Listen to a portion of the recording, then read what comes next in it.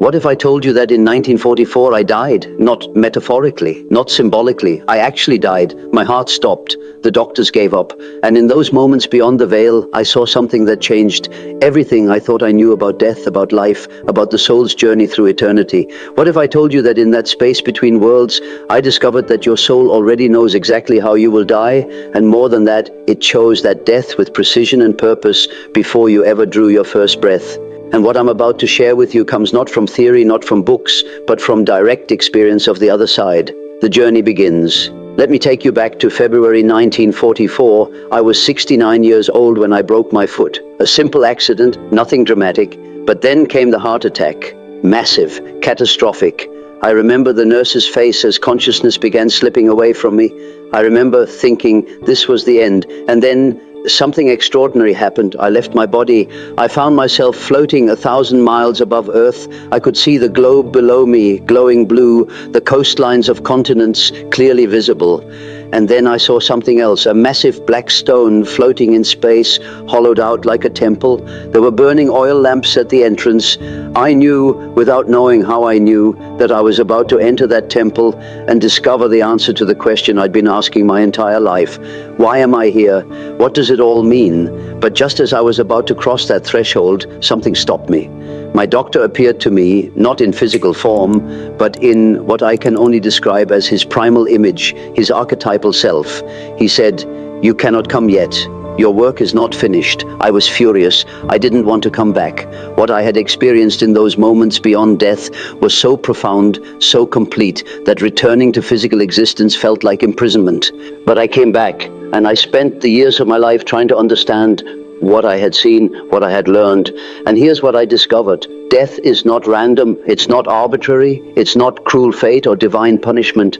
Your death is written into your soul's blueprint before you're born, chosen by the deepest part of your psyche for reasons so profound that understanding them transforms how you live every single day. Now, I know what you're thinking. Jung, you had a near-death experience. You were oxygen deprived. Your brain was hallucinating. I thought the same thing. For weeks, I questioned my sanity. But then I started seeing patterns in my patients, in my dreams, in the collective unconscious itself. Patterns that confirmed what I had witnessed. Let me explain. For decades before my own death experience, I had been studying what I called the collective unconscious. This isn't just your personal memories or experiences, it's deeper. It's the inherited memory of all humanity, the archetypal patterns that repeat across cultures, across time, across all of human existence. And buried within this collective unconscious, I found something remarkable. Death archetypes, universal patterns of how souls choose to exit physical existence. These aren't just metaphors, they're real psychological and spiritual structures that guide how and when we die. Think about the dreams you've had about death. We all have them. Dreams of falling, drowning, being chased. I discovered that these aren't random anxiety projections. They're your unconscious mind processing the death archetype you chose before birth. They're rehearsals, preparations for the exit you've already selected at a soul level. One of my patients came to me tormented by recurring dreams of drowning. Every night, the same nightmare. Water closing over her head, her lungs burning, the terror of suffocation. She was convinced it was a premonition that she would die by drowning. But when I worked with her through active imagination, going deeper into the dream rather than running from it, something extraordinary emerged. The drowning wasn't literal. It was symbolic of her fear of being overwhelmed by emotions, by the unconscious itself. Her soul wasn't showing her how she would die. It was showing her how she needed to live. By diving into those emotions rather than drowning in them, she stopped having the dreams. And when she eventually died many years later, it was peacefully in her sleep, surrounded by family. But here's what's profound. The archetype of drowning had served its purpose. It had forced her to confront and integrate the very thing she feared most. This is how the soul works. It uses the image of death to teach us about life. After my death experience, I became fascinated with what I began calling the synchronicity of death. You've experienced this, even if you didn't recognize it. That moment when you think of someone and they call. That dream about a loved one the night before they die. that inexplicable feeling that draws you to be somewhere at exactly the right moment. These aren't coincidences. They're evidence of what I discovered exists beyond time and space, a dimension where your soul can see the entire arc of your life simultaneously, including its ending. Let me share something that still gives me chills. In 1909, I was studying ancient mythology when I became obsessed with the Egyptian scarab beetle, the symbol of transformation and rebirth. I was explaining to a patient how her excessively rationalistic worldview was preventing her from experiencing the transformative power of the unconscious. She was telling me about a dream she'd had the night before, a dream about a golden scarab. And at that exact moment, I heard tapping at the window behind me. I opened it, and a scarab beetle flew into the room. Not just any beetle, but the European equivalent of the golden scarab, an insect that almost never appears in that region. The synchronicity was so perfect, so impossible, that it shattered her rational resistance. She opened to the unconscious, and her entire life transformed. But here's what I later understood. That wasn't just a meaningful coincidence. It was evidence that something beyond linear time was orchestrating events. The same force that knew that beetle needed to appear at that window is the same force that knows exactly when and how you will die. Your soul exists outside of time. Right now, as you're reading this, there's a part of you that has already lived your entire life, that has already experienced your death, that chose it for specific reasons. This isn't fatalism, this is freedom. Because when you understand that death is chosen, not inflicted, everything changes. The 3 death archetypes. Through my research and my own journey into the collective unconscious, I discovered that souls generally choose their death based on one of 3 primary archetypes. Understanding which one resonates with you can bring extraordinary peace and purpose to how you live right now. The first archetype is what I call the completion death, the archetype of the wise elder. This is when an individual has successfully integrated their shadow, achieved what I call individuation, the full realization of the self. These people don't fear death because they've already died and been reborn many times within their lifetime. Every time they faced their darkness and emerged transformed, they experienced a small death. The final physical death is simply the last and most complete of these transformations. I saw this in my own father. He was a Protestant minister who struggled his entire life with doubt, with the conflict between faith and reason. It tormented him, but in his final months, something shifted. He stopped fighting. He stopped trying to prove or disprove God's existence. He simply accepted the mystery. The night before he died, he told me, "I finally understand that not understanding is its own form of understanding." He died peacefully the next morning. His soul had completed its task. The question he came to wrestle with had been fully wrestled. The completion death often comes with what I observed as the gathering of the tribe. Family members feel compelled to visit. Old conflicts resolve themselves. There's a settling, a sense of the circle closing. This isn't chance, it's soul orchestration. The unconscious mind of the dying person sends out what I call psychic signals that draw the tribe together for the final ritual. The second archetype is the catalyst death, the archetype of the wounded healer. This is perhaps the most difficult to accept because these deaths appear tragic, premature, unfair. The child who dies young, the parent taken suddenly, the artist who never finishes their masterpiece. But I discovered something profound about these souls. They chose abbreviated incarnations, not because they failed, but because their purpose was never about their own journey. It was about catalyzing transformation in others. One of my most profound cases involved a woman whose daughter died at 7 years old from leukemia. The mother came to me, destroyed, suicidal, unable to find meaning in such cruelty. I worked with her through dream analysis and active imagination. And slowly, a pattern emerged. She began dreaming of her daughter as a teacher, not a victim. In one dream, her daughter appeared as an ancient priestess who said, "I came not to be saved, but to awaken the healer in you."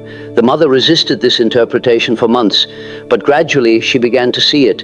Her daughter's illness had forced her to confront the medical establishment, to research, to fight, to find her voice. After her daughter died, she became a fierce advocate for childhood cancer research. She helped pass legislation that funded treatments. She saved lives, dozens of them, maybe hundreds. Her daughter's death wasn't meaningless. It was the catalyst for her mother's transformation from powerless victim to powerful healer.